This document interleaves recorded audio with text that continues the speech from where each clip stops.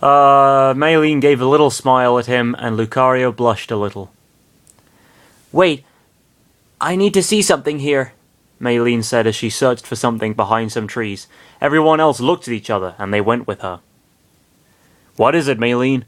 Riley asked as he looked around. There were a lot of rocks destroyed on the ground, and there were also destroyed spots with some destroyed trees. What?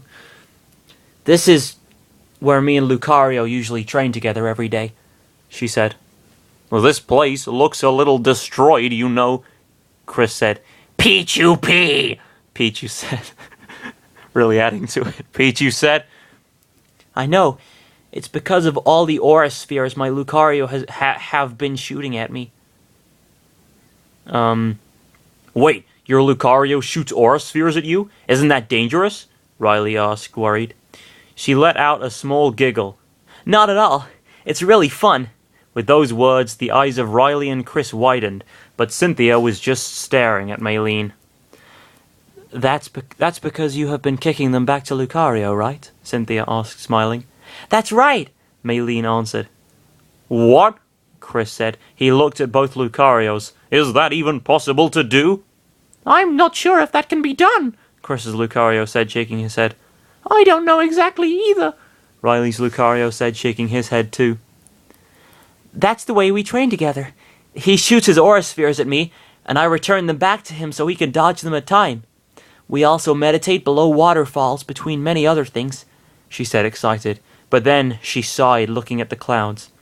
"I'm really starting to miss him, too." "You and him are so close to each other, right?" Riley asked. "I met my Lucario since he was a little Riolu, and I still remember that day, number 7. You know what, this number thing is getting repetitive. I'm just going to stop saying that. And I still remember that day. You get the point. You don't write numbers under 10 in numerical form unless you're telling the time or you're an idiot. Sorry, that was nasty and uncalled for. And I still remember that day 7 years ago. I was little and it was my birthday. My dad gave me a Pokemon egg. He didn't know what Pokemon was inside until flashback. Daddy, what is this big egg? Maylene asked, looking at a Pokemon egg in front. I don't know, this is my crappy voice. Maylene asked, looking at a Pokemon egg in front of her. "That is a Pokemon egg. It holds a Pokemon inside of it. That Pokemon will be your present for your birthday," Maylene's father said. "Really? Do you think he or she will befriend me?" "For sure. You're such a cute little girl." "Daddy, stop saying lies, please," she said, smiling and giggling. Then she looked at the Pokemon egg. "I hope it is a fighting type. They're my favorite type of Pokemon because they're so strong."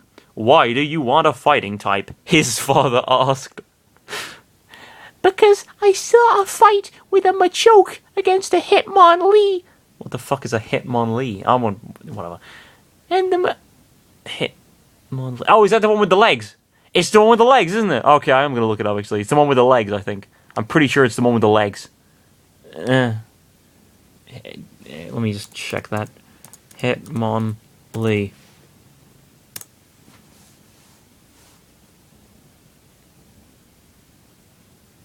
What? I fucking typed it in. Yeah. Oh. Okay. It's being very strange. Hitmonlee. Yeah! I fucking called it. I knew it.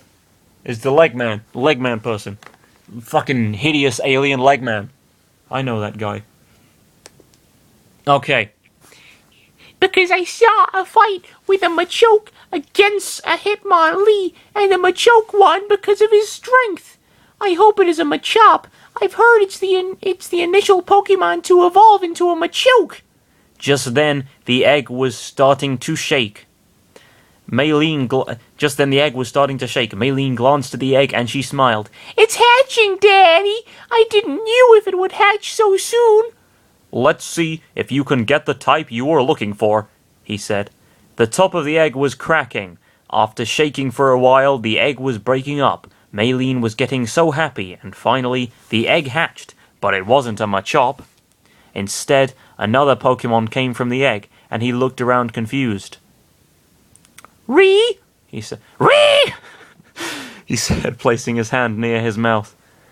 Maylene stood still for a moment. That wasn't a Machop, for sure, to her, but it was a Riolu. Wow, Maylene, you got a Riolu, her dad said surprised. A Riolu? That is his name? She asked, looking at Riolu. Yes, I've heard they're so rare to get, and for your luck, he is a fighting type. Ree! He approached to Maylene.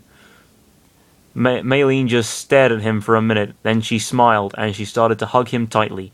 Oh, you're so cute, she said, pressing her face to Riolu. Riolu blinked for a moment, then he smiled, and he said his name repeatedly in happiness. Ree! Ree!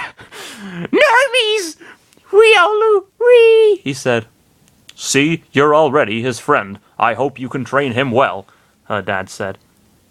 I will, Daddy. And also I'm going to become a gym leader using Riolu. What do you say, Riolu? She looked at Riolu. Ree! He said, smiling. End of flashback. End of flashback. I'm sorry. My apologies to headphone users. And, well, the two people that watch this video. Yeah, this is what... Anybody left still watching the series, just stop now. And since that day, he became my best friend, my best Pokemon and best friend, she said, looking at the group. That was a touching story, Chris said, wiping a tear from his eye. But how exactly did you become a gym leader? Wait. Meditating under waterfalls, did you say? That sounds painful. Meditate below waterfalls. What the fuck? Alright. Whatever, I'm not gonna judge. How exactly did you become a gym leader? I became a gym leader by... She looked at the sky again, but after a moment of silence, she rubbed her head. I actually forgot. How did I became a gym leader in the first place? Silly me. What? It's got a fucking emoticon. He's never done this before. In the entire time of the story, he's never used an emoticon to fucking tell the story. Alright, it's created by, two hyphens encircling a full stop. So it creates a sort of, non-believing face, or a slightly pissed off face, perhaps. Oh, I see, Chris said. But let's go. I want to find him as soon as possible, she said, running away. She regained her energy now, Cynthia said. Oh, I think she was inspired when she met her Lucario, Chris said. Ah! Something is happening with Maylene, let's go!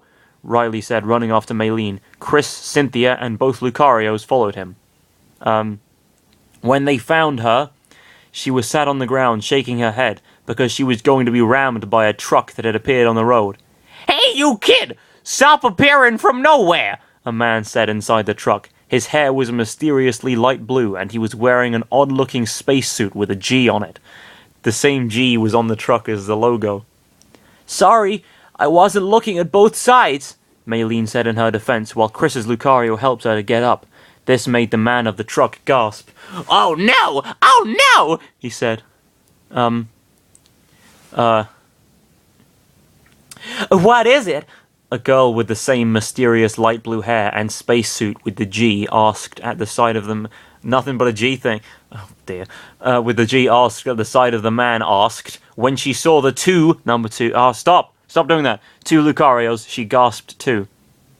It's something wrong, sir, Riley asked. Just then, his Lucario and Chris's Lucario started to shot glares at both persons. After a second, they started to show their fangs in rage. Lucario, it's something wrong? Chris asked. I don't like those two at all, he said. Excellent! Goodbye then! The man drove